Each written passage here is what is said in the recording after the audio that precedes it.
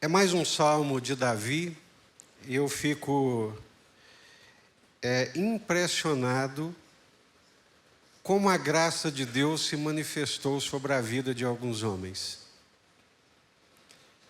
E o mais interessante de tudo, um ser humano como qualquer um de nós que estamos aqui nessa manhã, como eu e como você.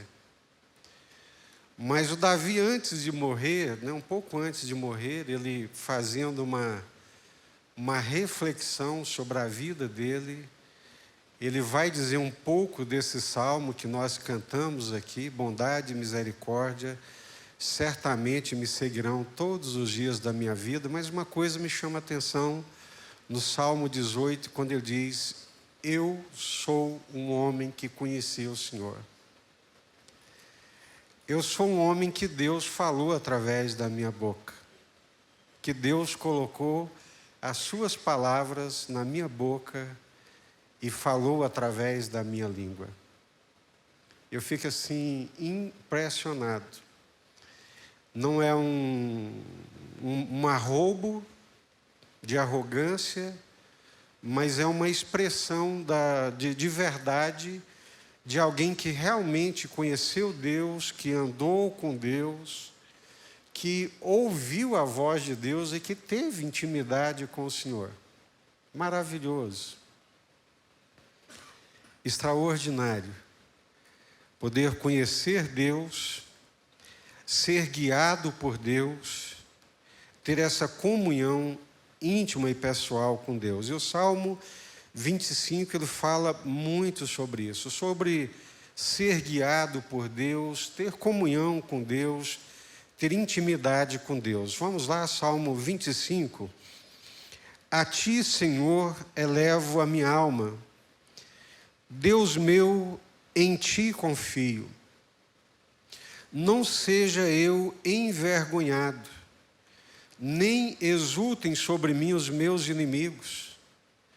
Com efeito, dos que em ti esperam, ninguém será envergonhado. Envergonhados serão os que sem causa procedem traiçoeiramente. Faze-me, Senhor, conhecer os teus caminhos. Ensina-me as tuas veredas. Guia-me na tua verdade e ensina-me, pois tu és o Deus da minha salvação, em quem eu espero todo dia. Lembra-te, Senhor, das tuas misericórdias e das suas bondades que são desde a eternidade. Não te lembres dos meus pecados da mocidade, nem das minhas transgressões, mas lembra-te de mim segundo a tua misericórdia, por causa da tua bondade, ó Senhor. Bom e reto é o Senhor, por isso aponta o caminho aos pecadores, guia os humildes na justiça e ensina aos mansos o seu caminho. Todas as veredas do Senhor são misericórdia e verdade, para os que guardam a sua aliança e os seus testemunhos. Por causa do teu nome, Senhor, perdoa a minha iniquidade, que é grande. Ao homem que teme ao Senhor, ele o instruirá no caminho que deve escolher. Na prosperidade repousará a sua alma, e a sua descendência herdará a terra.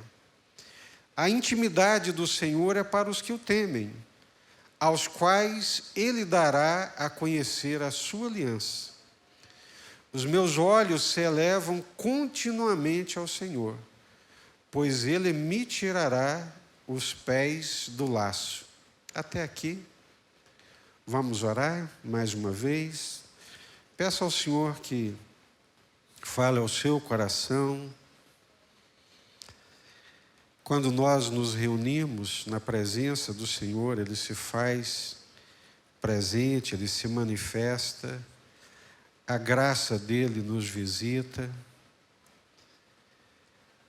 somos curados, somos iluminados, daí vem a libertação. Senhor, nós precisamos do Senhor. reconhecemos a nossa limitação.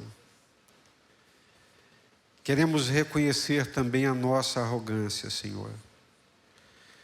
Nós somos arrogantes porque achamos que podemos viver sem o Senhor. Pecamos na nossa arrogância quando achamos que as nossas escolhas, as nossas decisões são as melhores. É arrogância, Senhor. É fruto da queda. É fruto de um coração contaminado pelo pecado. Porque, na verdade, não podemos viver sem o Senhor. Como viveríamos plenamente sem a Tua graça, Senhor? Como desfrutaríamos de uma vida plena se não fosse em comunhão com o Senhor, guiados pelo Senhor, dirigidos pelo Senhor? Em nome do Senhor Jesus, livra-nos da soberba, livra-nos da arrogância nossa, humana, de acharmos que podemos, que faremos, que conseguiremos sem o Senhor. É arrogância. O nosso lugar é na humilhação, é na humildade, é na dependência do Senhor. Nos ajude, Senhor.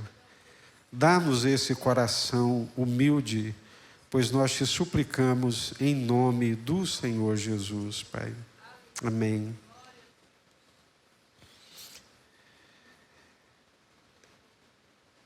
Ao homem que teme ao Senhor, Ele o instruirá no caminho que deve escolher. Eu fico lendo a Bíblia Sagrada, a história de muitos homens, como Davi e muitos outros, né, que tiveram essa comunhão íntima com Deus e que puderam gozar desse direcionamento de Deus. Um deles que me chama muito a atenção, nós temos falado muito aqui aos domingos à noite, é o Abraão. Abraão, ele foi chamado por Deus. Ele estava lá em Ur dos Caldeus, numa região que não conhecia o Senhor, numa região idolátrica, onde as pessoas tinham milhares de deuses. A vida religiosa da Caldeia, se você for ler a Bíblia, de onde surge a Babilônia, a vida religiosa da Caldeia era uma confusão de deuses, era uma coisa muito confusa e muito perturbadora. E no meio dessa confusão, Abraão ouve a voz de Deus. Sai da tua terra, sai da tua parentela e vai para o lugar que eu te mostrarei. A voz de Deus, ela é poderosa. A voz de Deus, ela despedaça os cedros do Líbano, a voz de Deus quebra a penha e ela é inconfundível. A voz de Deus é inconfundível.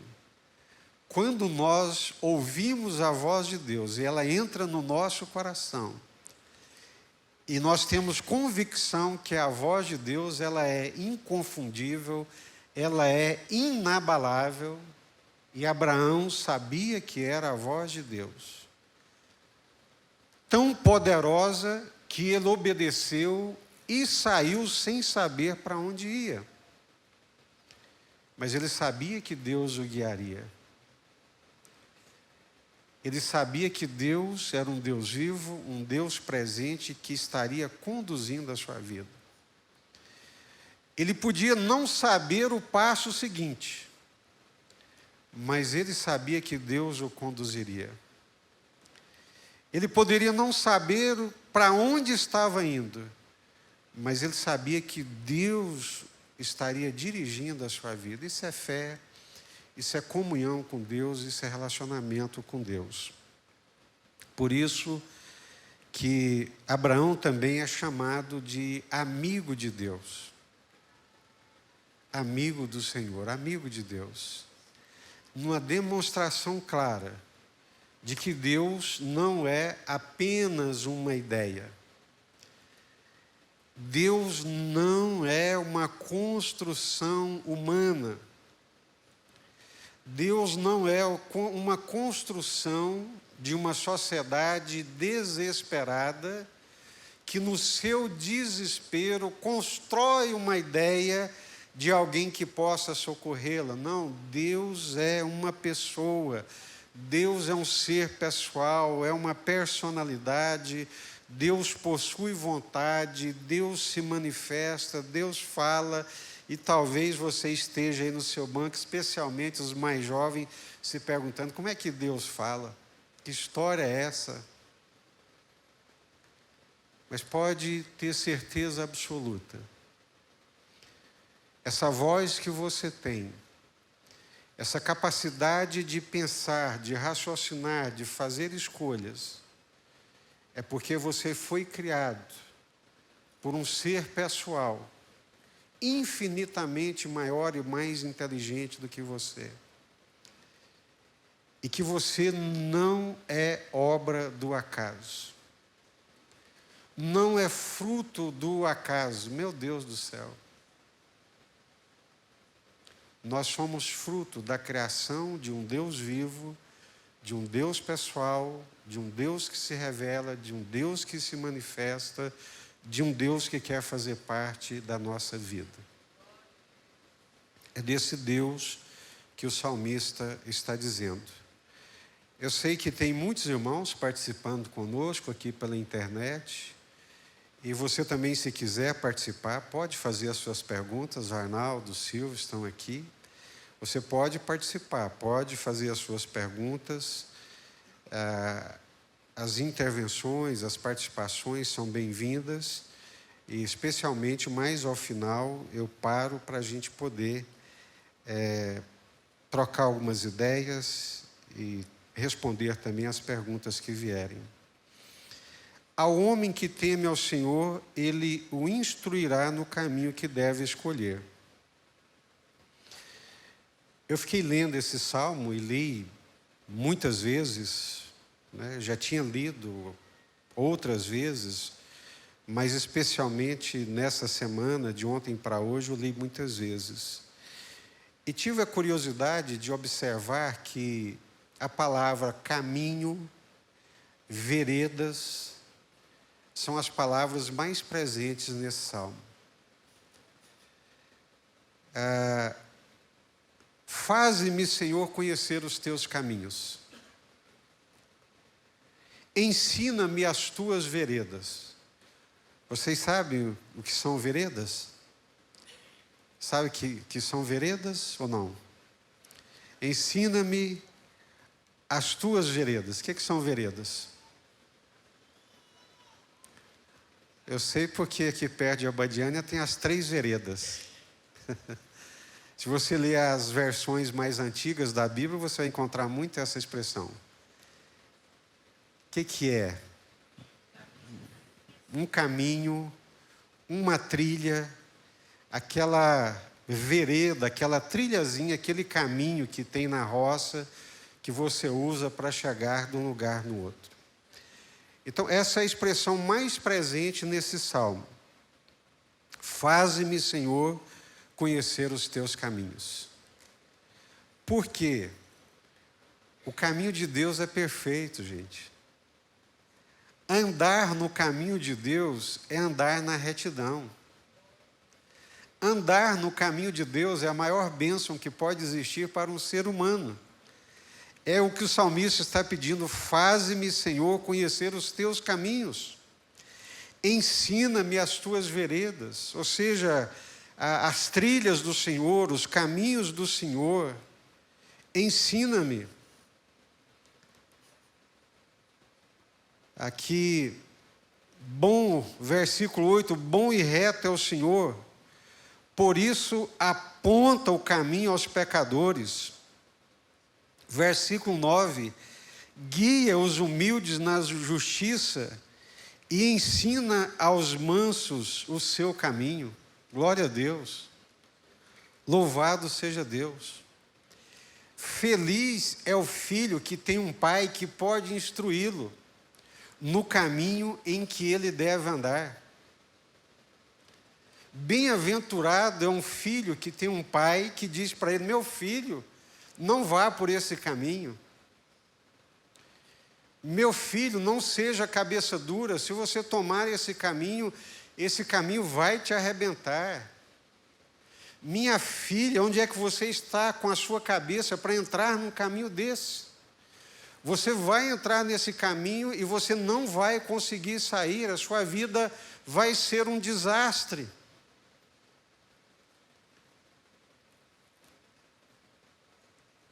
Eu contei para vocês no domingo próximo passado que, aos 16 anos, quando eu me converti, eu li pela primeira vez esse versículo 12 do Salmo 25.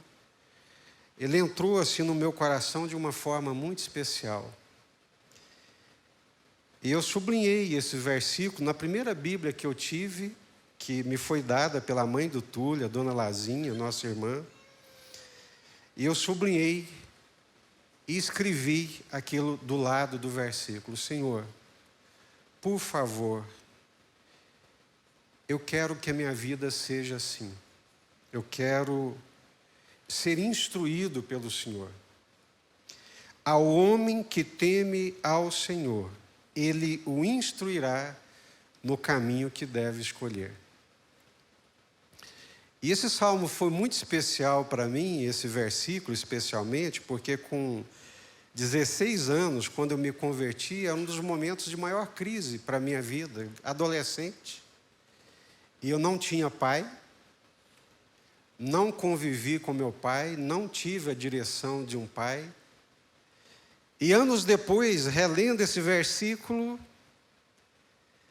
eu lembrei disso: Senhor, se eu tivesse tido 10 pais para me orientar, eu não teria sido tão bem orientado quanto eu fui pelo Senhor. Não que a minha vida seja perfeita, não que eu não erre, mas porque eu tenho a certeza de que o Senhor anda comigo nos meus caminhos, de que o Senhor é presente na minha vida.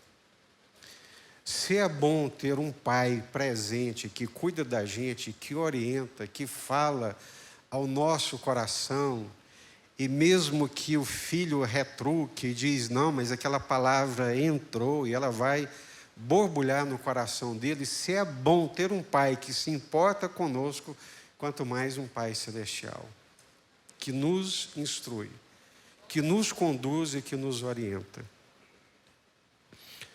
Quer ver um grande desafio da vida, um grande, enorme, parece coisa trivial, mas é um enorme desafio da vida. É o garoto, quando ele tem que escolher para qual universidade que ele vai, que curso que ele vai fazer. E cada vez mais cedo ele tem que fazer essas escolhas, tem que tomar essas decisões. E ele não sabe. E eles ficam confusos. Mas se tiverem o Senhor, se tiver um pai temente a Deus, isso vai ajudar. Eu me lembro como se fosse hoje, já compartilhei com vocês também, o Samuel, meu filho, primeiro ano do hoje ensino médio, antigamente a gente falava científico, né? Primeiro ano, entrou e nós já começamos a orar. Falei: Deus, que direção que o Senhor vai dar para esse menino? Chegou no segundo ano, eu com muita cautela, Deus o sabe, assim, sem ser invasivo, sem querer roubar a preferência de Deus na vida dele, eu perguntei a ele: meu filho, o que você está pensando, pai? Você está no segundo ano, e o ano que vem o vestibular está aí às portas, o que você está pensando em fazer? Com muito jeito, com muita cautela.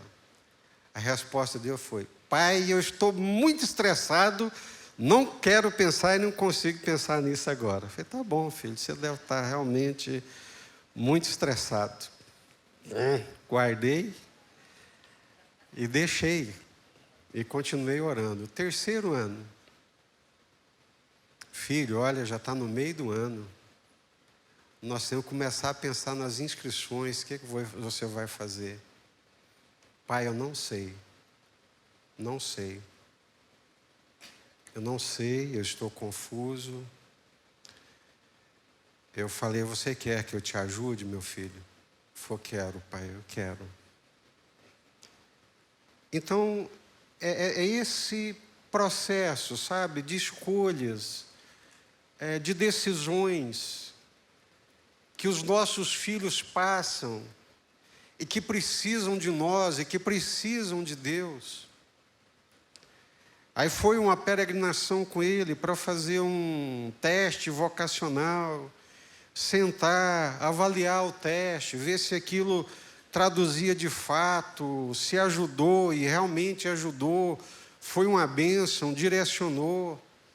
Ele decidiu por aquilo que Deus havia colocado no coração dele. Eu falei: você quer que eu te ajude, meu filho? Quero, pai. Então, nós vamos ter que ir para Goiânia, você vai ter que estudar lá, vai ter que ficar um período sozinho. E outro dia, já com seus 30 e poucos anos, ele parou e perguntou: pai, como é que você teve coragem de deixar um menino de 17 anos sozinho em Goiânia?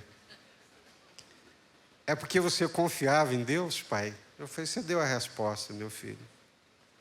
Você deu a resposta. E também porque eu tive essa experiência com Deus, eu vim sozinho para Anápolis, para morar sozinho com 14 anos de idade. Deus cuida, Deus dirige, Deus orienta. Aí daqui a pouco chega o momento do casamento, né? É uma decisão séria.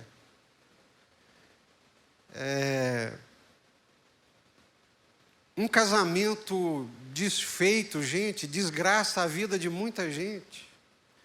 Se é o seu caso aqui, por favor, não se sinta diminuído nem humilhado, mas você sabe disso, da destruição que é, das dores que provoca quando um casamento é desfeito.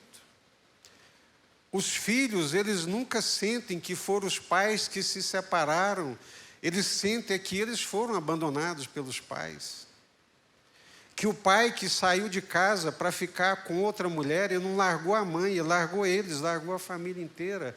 Ou se a mãe que sai, é a mesma forma, é o mesmo sentimento. E daí vão dores e sofrimentos e pelejas, às vezes insuperáveis pela vida inteira.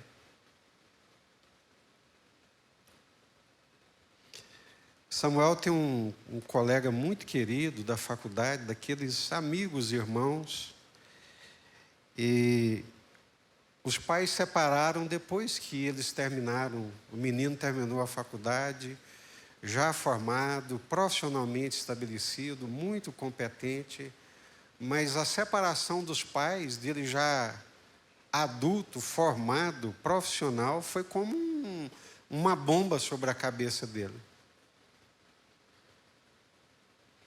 Então, o casamento, né, com quem vou me casar, é uma decisão séria. E que precisa da direção, que precisa da orientação de Deus.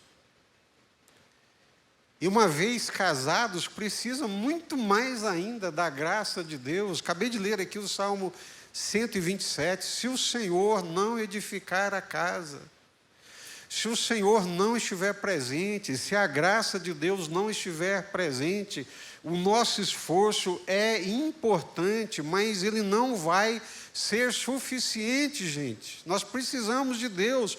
Foi a minha oração aqui no início. Nós somos arrogantes ao ponto de achar que nós não precisamos de Deus ou que recorremos a Ele nas últimas, quando a coisa não tem mais jeito. Não, nós precisamos de Deus, nós precisamos da orientação de Deus, nós precisamos da direção de Deus, nós precisamos da presença de Deus.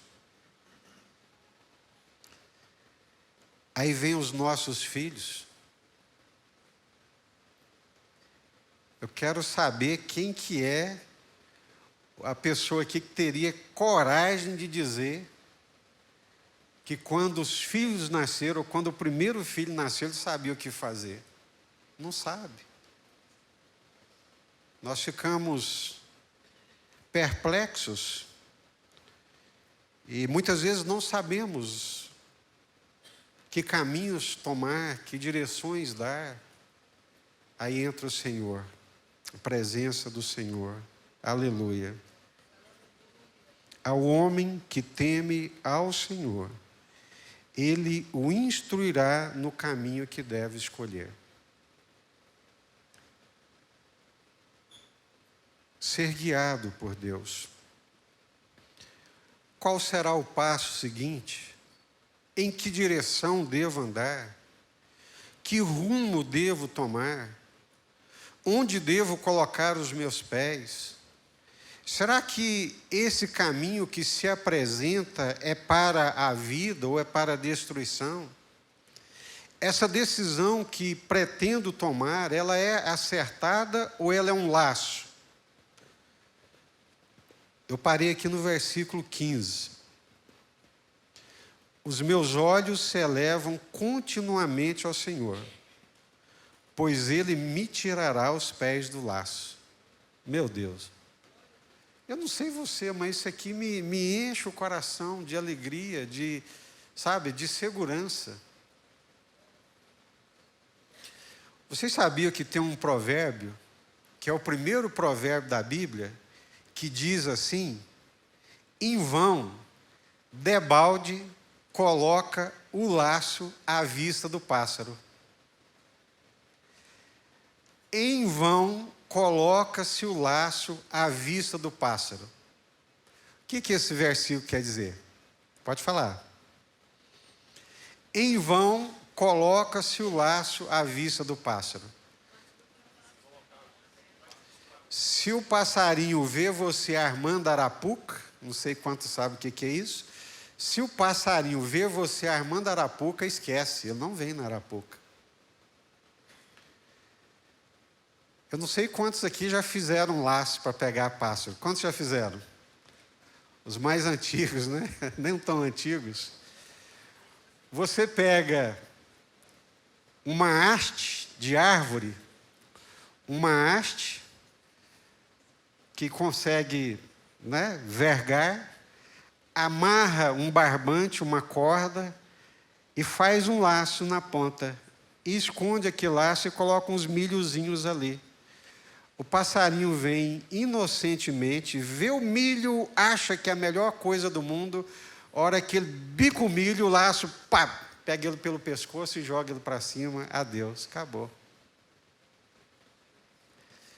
O que a palavra de Deus está dizendo é que o laço, ele é colocado sem a gente ver.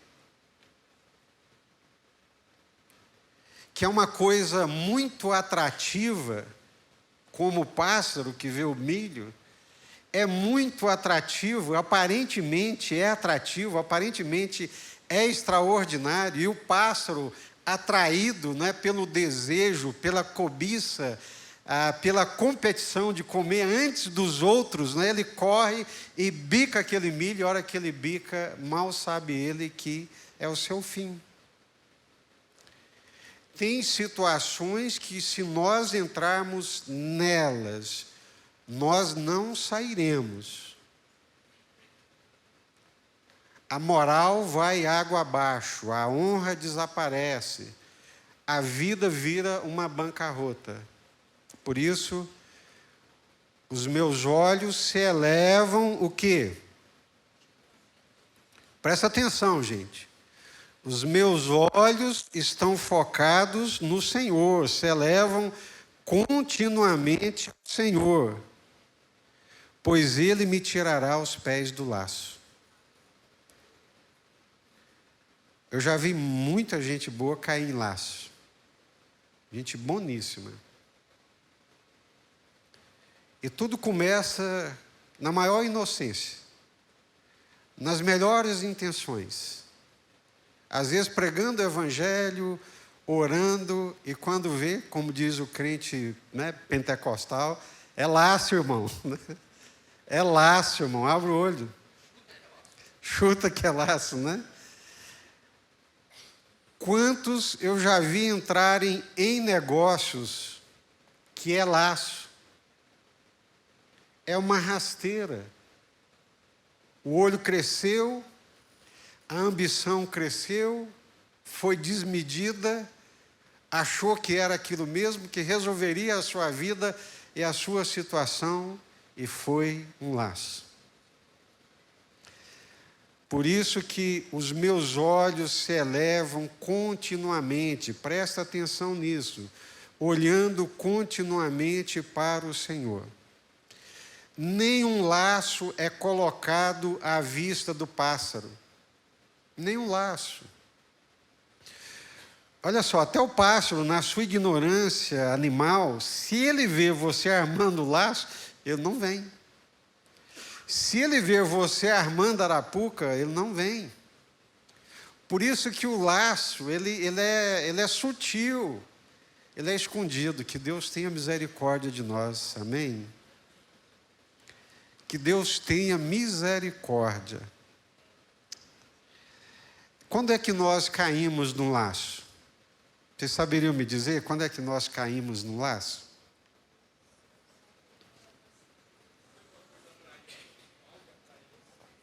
Isso, quando eu vejo algo atraente, o que mais? Isso, quando você não se apercebe. Mas tem uma coisa mais sutil aí. Não seguir a direção de Deus, ouvi por aqui. Quando se confia em si mesmo. Quem falou? Está ali atrás, o irmão Djalma. Nós caímos no laço. Nós caímos no laço traídos pelas nossas carências. A nossa carência, se ela não for preenchida por Deus, nós somos presas fáceis. A solidão é um laço. Se a solidão ela não for preenchida por Deus, você pode cair num laço. A carência de ter alguém para suprir essa carência de solidão pode se transformar num laço. O aperto financeiro, a carência do dinheiro pode se transformar num laço. O casamento mal conduzido, a vida sexual ruim que gera carência, pode se transformar num laço. Carências. Se elas não forem supridas por Deus, preenchidas por Deus, elas podem se transformar em laços. Ou seja, o que eu estou tentando dizer para vocês é que o único que é capaz de preencher o nosso coração, de deixar o nosso coração cheio, satisfeito, pleno, é o Senhor, é a presença do Senhor. Fora disso, nós corremos muitos riscos de cair em laços, em armadilhas. Amém? Querem perguntar alguma coisa? Querem participar? Tem alguém aí com alguma pergunta? Tem aí, Arnaldo?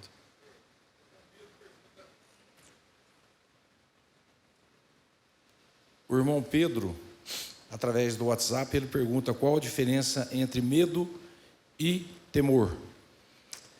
A diferença entre medo e temor. O temor está mais para respeito, né?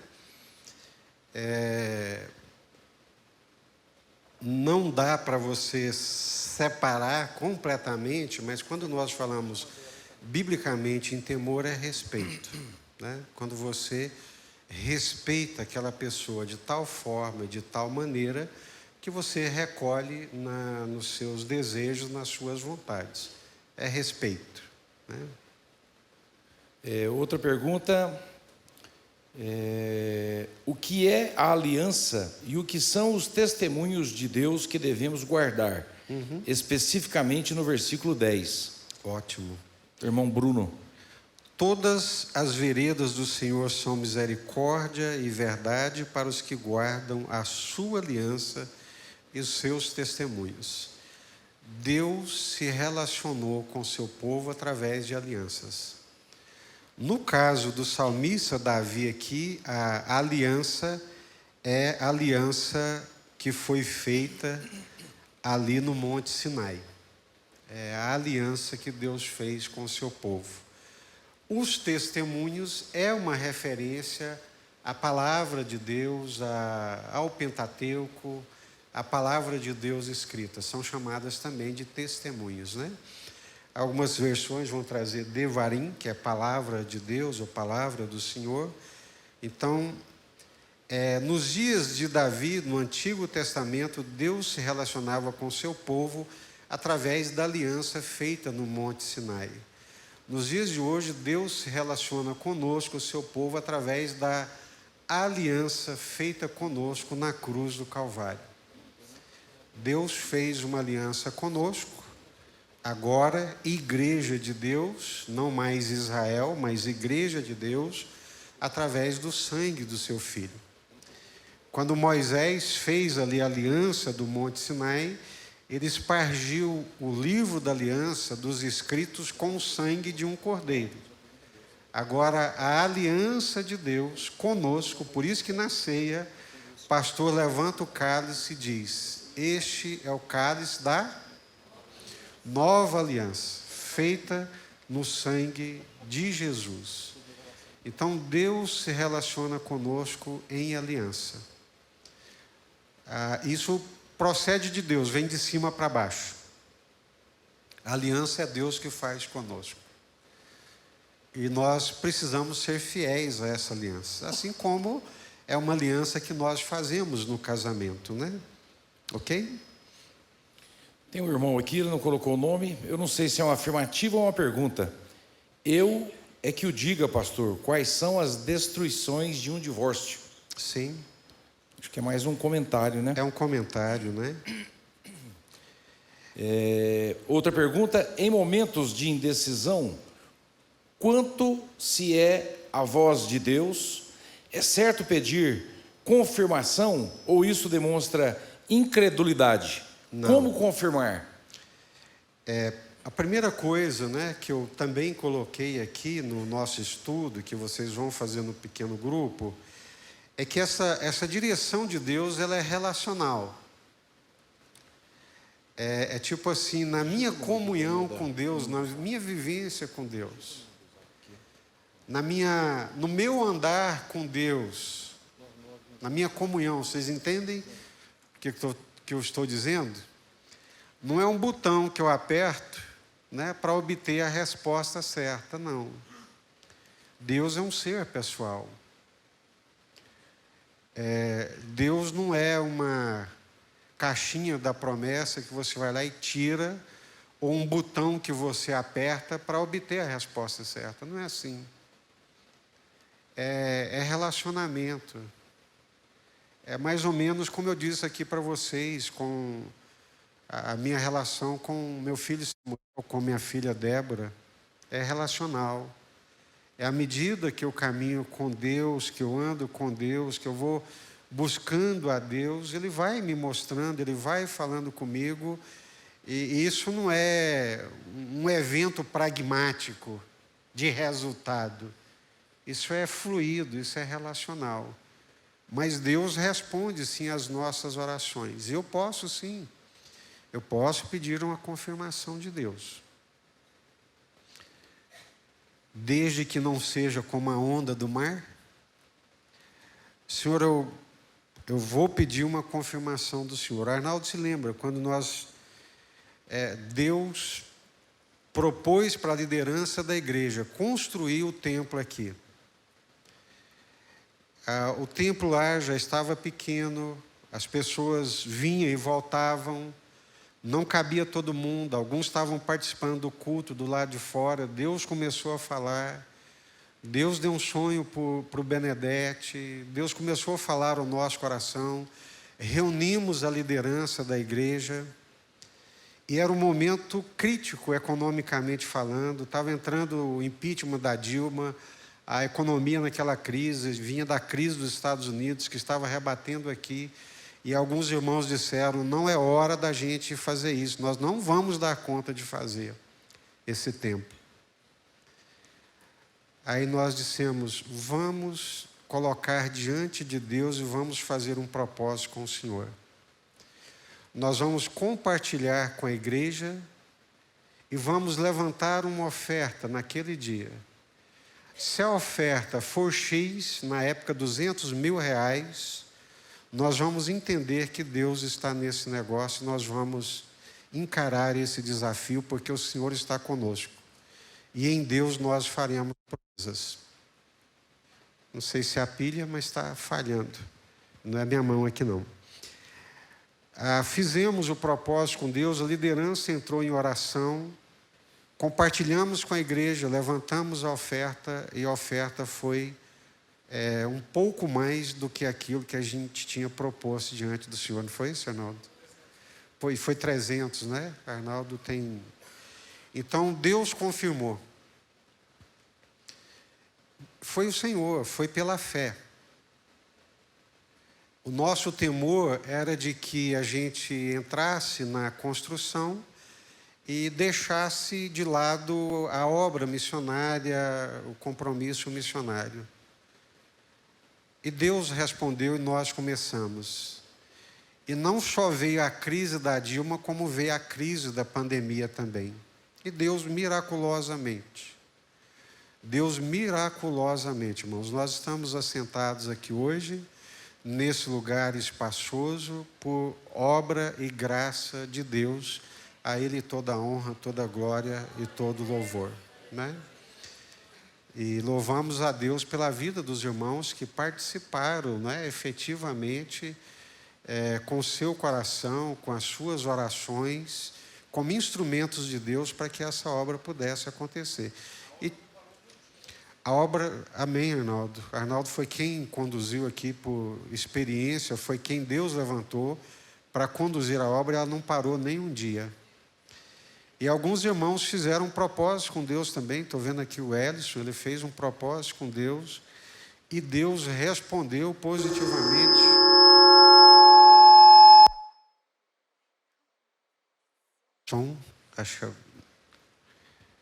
Som. Está ok.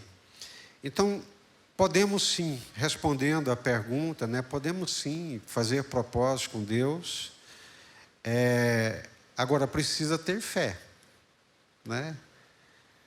Fica muito ruim se você for além do Gideão, né? O Gideão, ele fez 2 provas com Deus, Deus foi misericordioso, mas aí de repente você vira uma loteria, né, de perde e ganha. Não, Deus é um Deus vivo, e Deus responde às nossas orações. Lembram aqui quando nós lemos Gênesis 23, que Abraão virou para o servo dele e disse: eu sirvo a um Deus vivo, eu sirvo a um Deus que me tirou da casa dos meus pais e que me trouxe aqui.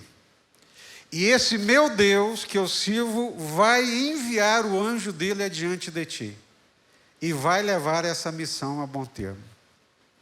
E levou.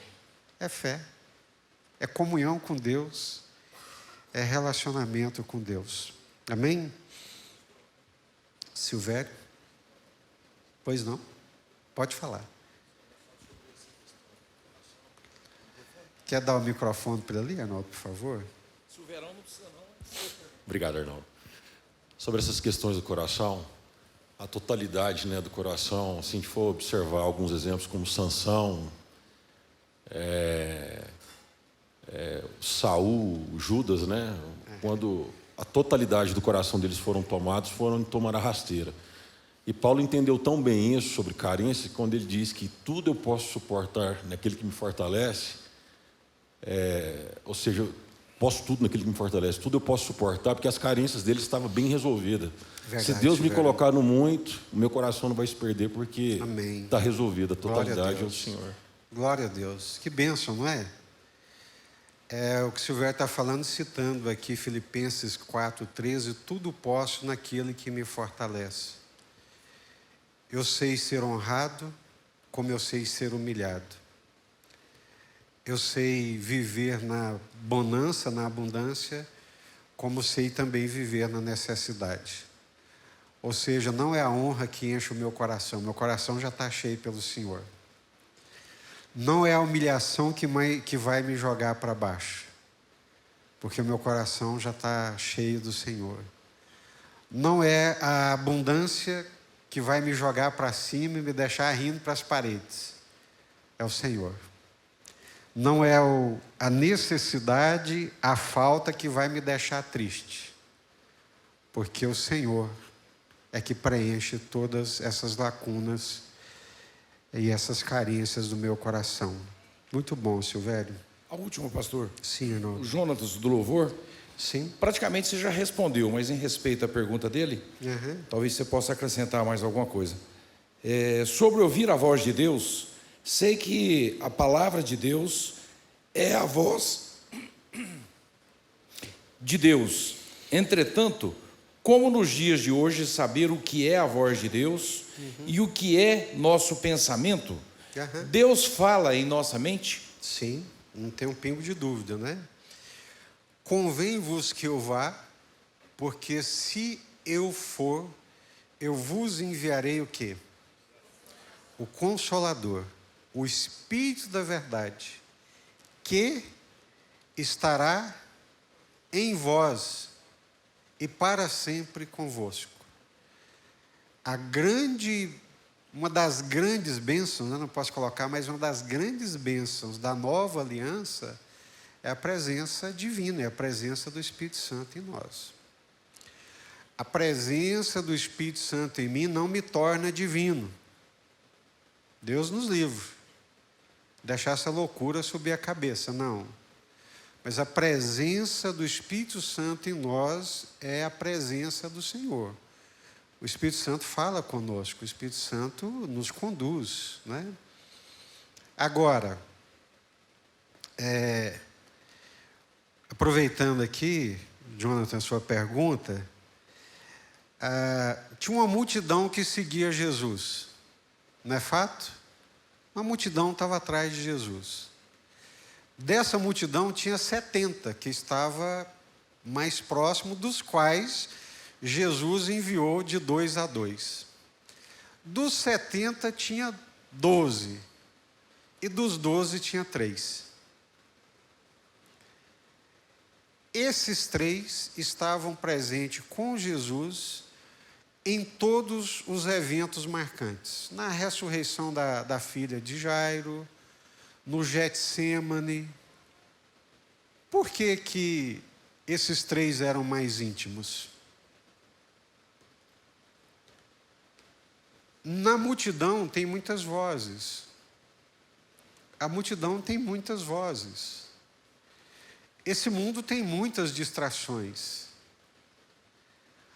Por favor, não se sinta ofendido comigo. Eu descobri que o celular, ele te dá uma tabela de quantas horas você passou no Instagram durante a semana, não é isso? Os mais entendidos, meu assessor aqui é o Ricardo. Ele te dá quantas horas você passou no Instagram, quantas horas você passou no WhatsApp, quantas horas você passou no Google pesquisando. Sabia disso? Faz uma comparaçãozinha, quantas horas você passou no Instagram e quantas horas você passou orando, buscando o Senhor. Aí você vai saber a voz de quem que você está ouvindo. Simples, né? É relacional, é comunhão com Deus. Não, pastor, mas o Instagram é meu trabalho, o WhatsApp é o meu trabalho. Ok, não tem problema nenhum. Mas onde é que você está gastando a sua energia? Né? Você aprendeu a ouvir a voz de Deus? Paulo diz que há muitas vozes nesse mundo. Há muitas vozes. Então, há a voz de Deus, que é inconfundível. Há a voz de Satanás, que é sutil e que se transforma até em anjo de luz. Então, se transforma até em anjo de luz. Há a voz humana, vozes humanas, e há a voz do coração. Isso é discernimento. Ontem à noite eu dizia aqui na nossa vigília, citando também o apóstolo Paulo, que é um ser humano como qualquer um de nós, e Deus pode realizar em nós o que realizou nele, segundo a sua vontade, mas Paulo tinha discernimento. Ele sabia quando era o Espírito Santo, ele sabia quando era o diabo. Atos dos Apóstolos, capítulo 16, diz que ele fez um plano redondinho. Paulo era um missiólogo, exemplo até hoje para os missionários e missiólogos. A segunda viagem missionária, nós vamos entrar na Ásia Menor, na região que hoje é a Turquia, e dali o Evangelho vai se espalhar para a Ásia toda. Era o plano dele, era o projeto dele. Quando ele chegou para entrar na Ásia Menor, as portas se fecharam. Não deu para entrar.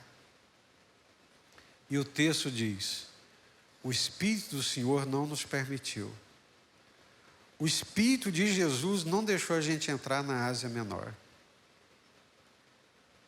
Aí ele ficou confuso, porque o plano era tão redondinho, estava tudo tão perfeito. E aí dá desespero, não é? Será que nós fomos reprovados? Será que não é isso que Deus quer para nós? À noite, o Senhor se manifesta a ele num sonho, dizendo o quê? Passa a Macedônia e ajuda-nos.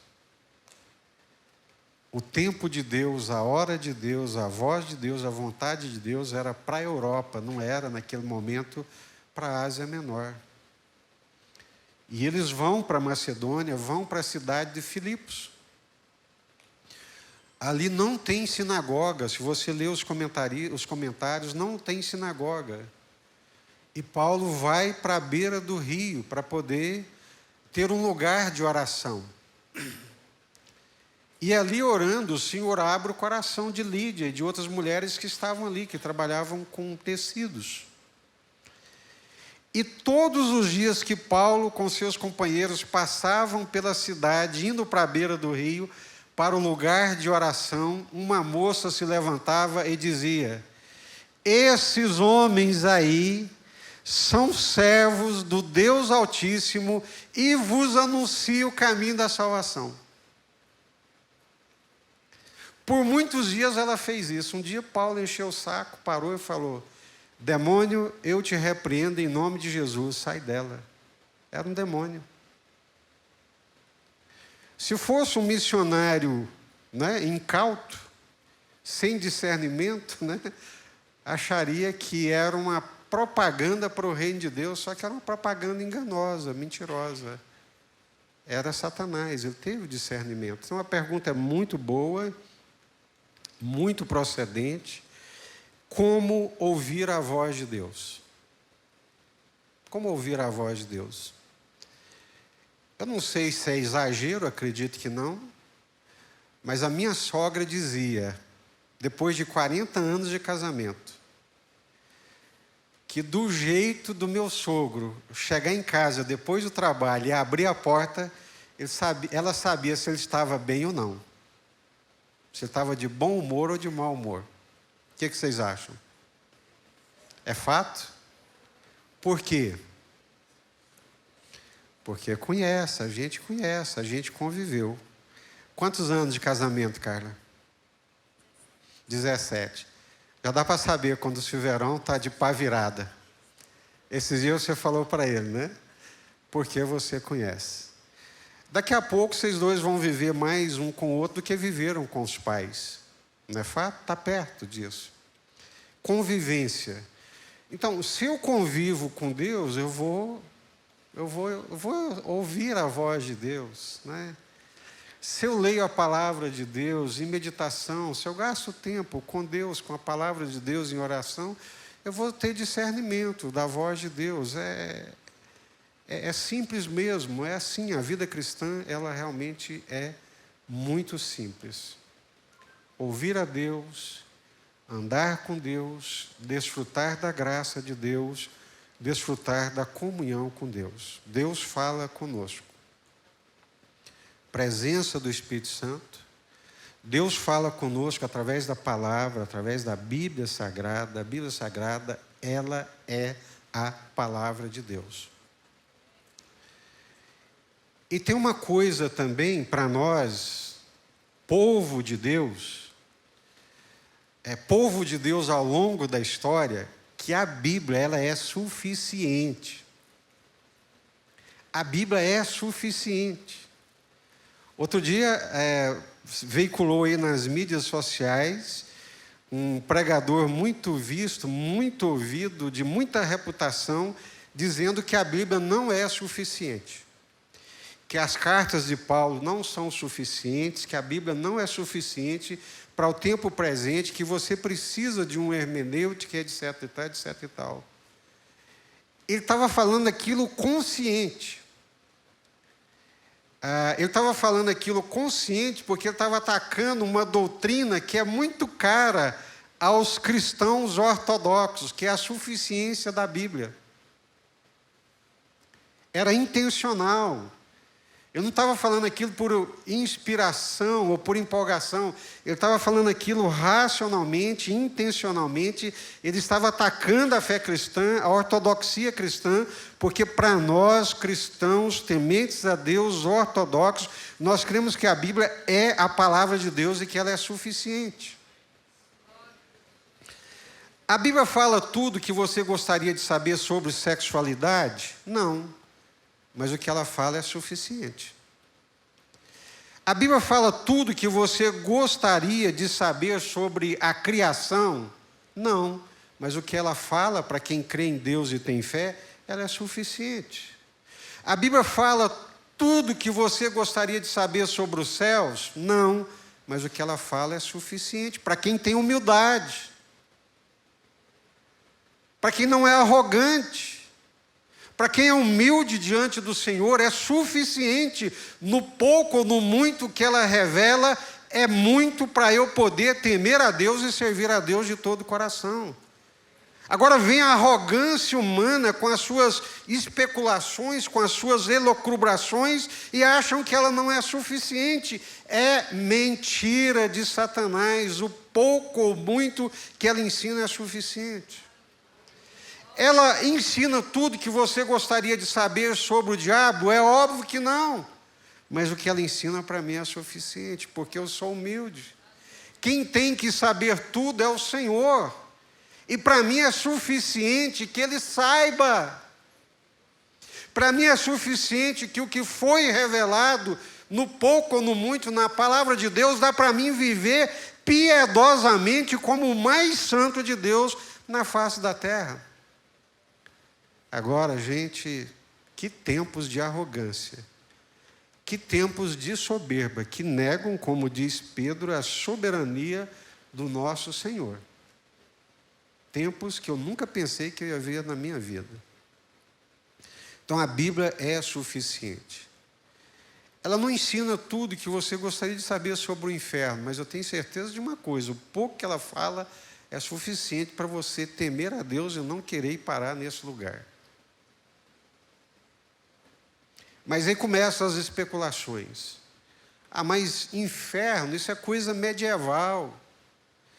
Isso é coisa que a igreja do tempo medieval, que dominava a narrativa, que ela usava para amedrontar as pessoas e trazer as pessoas subjugadas. E por aí vai. Parabéns. Vai longe. Dê vazão às suas especulações.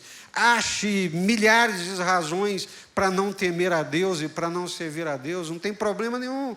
É você com Deus e você vai responder por isso.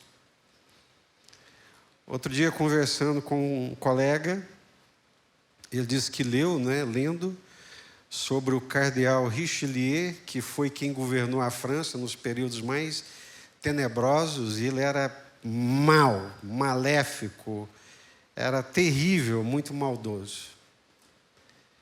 Aí chegou o dia que ele morreu. E trouxeram a notícia para um homem de Deus. O cardeal Richelieu morreu. E aquele homem de Deus respondeu: olha, se tudo que nós falamos é verdade, nós cremos que é, ele vai ter muito que explicar lá diante de Deus, né? Ele vai ter muito que explicar. Então é isso, gente, é a suficiência. A Bíblia é suficiente Vocês entendem quando eu digo suficiência? É uma questão de humildade de coração. Eu, graças a Deus, passei pela academia, eu estudo, eu gosto de estudar. Mas eu nunca rendi a minha mente à potestade da academia. Eu nunca entreguei a minha mente a quem quer que seja, que não fosse ao Senhor. Ao Senhor, e permitir que a minha mente fosse formada pela palavra de Deus. É uma luta. É uma luta, é um preço muito alto. Mas é muito bom ser humilde e dizer: Deus, o Senhor escolheu uma forma de se dar a conhecer. E foi através desses homens simples, dessas narrativas que estão aí na Bíblia Sagrada, e isso é suficiente para eu ser o mais piedoso e o mais santo da terra. É suficiente, gente. Pode não ter tudo que você gostaria de saber, mas o que tem aqui é suficiente para você viver uma vida piedosa. Zete?